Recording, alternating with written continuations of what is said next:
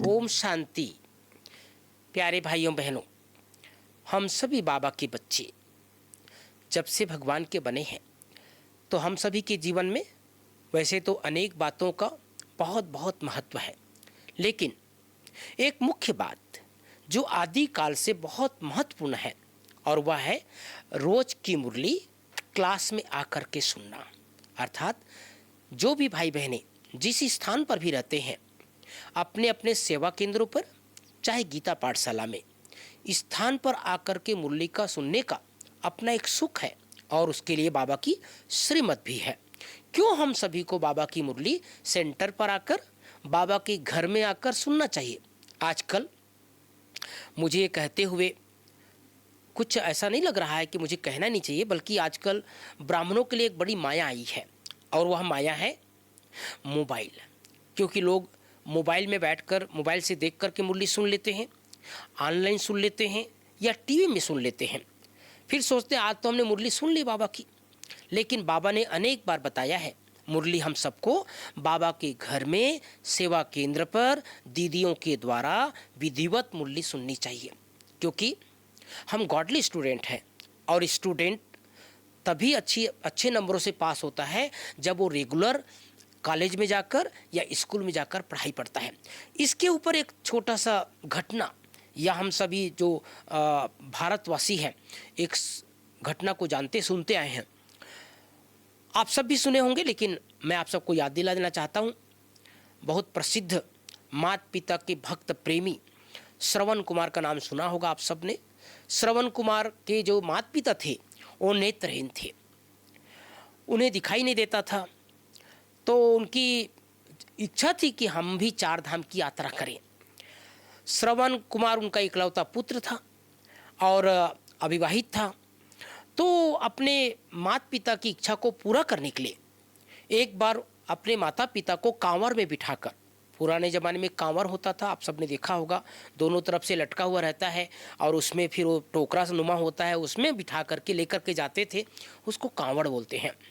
तो कांवड़ में बिठाकर अपने माता पिता को तीर्थ यात्रा कराने, चार धाम की यात्रा कराने के लिए निकल गए, उमंग उत्साह से, खुशी से। क्योंकि अपने माता पिता को बहुत भगवान के समान प्यार करते थे वो। बहुत दिन यात्रा करने के बाद एक स्थान ऐसा आया जहां पर उनके मन में कुछ व्यर्थ संकल्प चलने लग गए।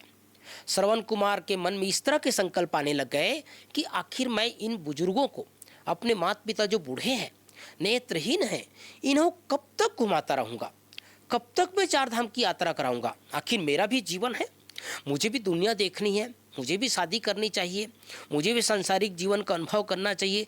इस तरह के व्यर्थ संकल्प उसके अंदर आने लग गए।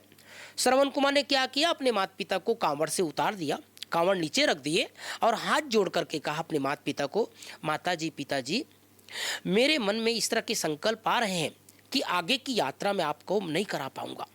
क्योंकि आखिर मैं यंग हूँ, मैं जवान हूँ, मुझे भी दुनिया देखनी है, मुझे भी सांसारिक जीवन जीना है। और इस तरह से मेरे को संकल्प आता है कि आप लोगों को भले नेत्र नहीं है, आप देख नहीं सकते हैं, लेकिन किसी के सहारे चल तो सकते हैं। भाई बहनों, उनके माता पिता को बहुत सदमा लगा कि हमारा पुत्र का कभी ऐसा संकल्प नहीं आता था, आज ऐसा विचार कैसे आ गया।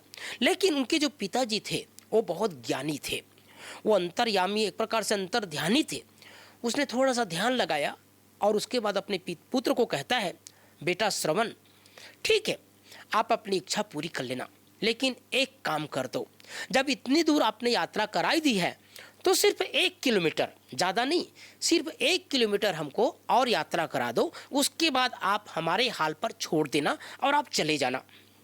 श्रवण कुमार सोचता है कि जब इतना दूर लाया ही हूँ, पिताजी का आग्रह है कि 1 किलोमीटर और ले जाओ, तो उसने सहर्ष स्वीकार कर लिया। 1 किलोमीटर तक वापस अपने माता पिता को कांवड़ में बिठाकर आगे ले गए। लेकिन जैसे 1 किलोमीटर पार हुआ, भाई बहनों, उसके मन की अंतर चेतना जाग गई। उसने बार बार मन में आया कि ऐसा विचार मुझे क्यों आ गया। मैं जब घर से निकला था तो दृढ़ प्रतिज्ञा करके, दृढ़ संकल्प करके अपने माता पिता को भगवान के रूप देख करके निकला था। उसने कांवड़ उतर रखा और दंडवत, चरणावत हो गए, दंडवत प्रणाम करने लग गए, रोने लग गए, बिलखने लग गए, आत्मग्लानि से भर गया और कहता है, पिताजी, माताजी, मुझे माफ़ करना, ऐसा विचार मेरे अंदर क्यों आया? मैंने तो कभी सोचा नहीं था कि आपको ऐसे अधूरे रास्ते पर छोड़ करके वापस जाने का संकल्प मेरे विचार क्यों आया। उसके पिताजी बहुत बुद्धिमान थे भाई बहनों। उसने कहा, बेटा तुम्हारा दोष नहीं है ये। क्यों ऐसा विचार क्यों आया? क्योंकि जिस स्थान पर हम यात्रा कर रहे थे, जिस स्थान पर हम प्रवेश किए थे, वहां पर अनेक पाप कर्म हुए हैं। इस स्थान पर बहुत बड़े बड़े विकर्म हुए हैं। यहाँ पर बहुत धर्म ग्लानि के काम हुए हैं, अहिंसा के काम हुए हैं, और इसके कारण हिंसा के काम हुए हैं। तो इसके कारण से आपके मन में इस तरह के विचार आ गए। और उसके बाद वो माता पिता को लेकर 4 धाम की यात्रा कराए। तो कहने का तात्पर्य यह है भाई बहनों कि हम सभी बाबा के घर में आते हैं जहाँ पर पुण्य आत्माएं रहती है। हमारी दीदियों ने जो अपने अपने घरों को, अपने लौकिक जीवन को त्याग कर बाबा के लिए समर्पित हुए हैं, हम सब भाई बहनों के लिए अपना जीवन समर्पित किए हैं। और इसीलिए बाबा भी शुरू से ही ब्रह्मा बाबा, मम्मा, दादियाँ मुरली को बहुत महत्व दिए। हम सबको भी मुरली बाबा के घर में आकर, इस स्थान पर आकर सुनना चाहिए और उस स्थान को महत्व देना चाहिए। ओम शांति, ओम शांति।